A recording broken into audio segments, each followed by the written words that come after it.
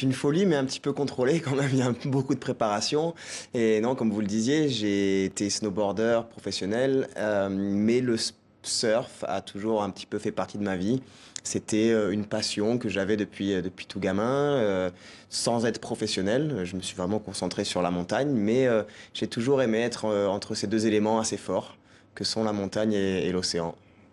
Alors justement, vous racontez cette quête dans un film documentaire, Chaka, pour les Chacun, c'est riders, ça. c'est ça, C'est le signe de ralliement un petit peu tout le monde. On est au bout du monde, même si on se connaît pas, on fait ce signe, on sait qu'on a quelque chose en commun. Alors je vous propose de voir un petit extrait avant d'en reparler. Mhm.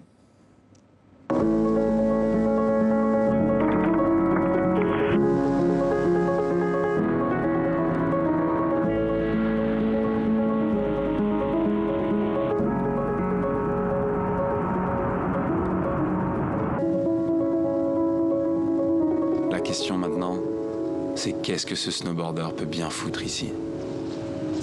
La question. En tout cas, ça a été tourné dans des lieux emblématiques, Hawaï, Indonésie pour la mer, l'Italie, l'Oregon pour la neige. Est-ce que c'est un chemin aussi initiatique, cette quête? Oui, complètement. C'est complètement un chemin initiatique parce que pour moi, c'était la première fois que j'allais à Hawaï.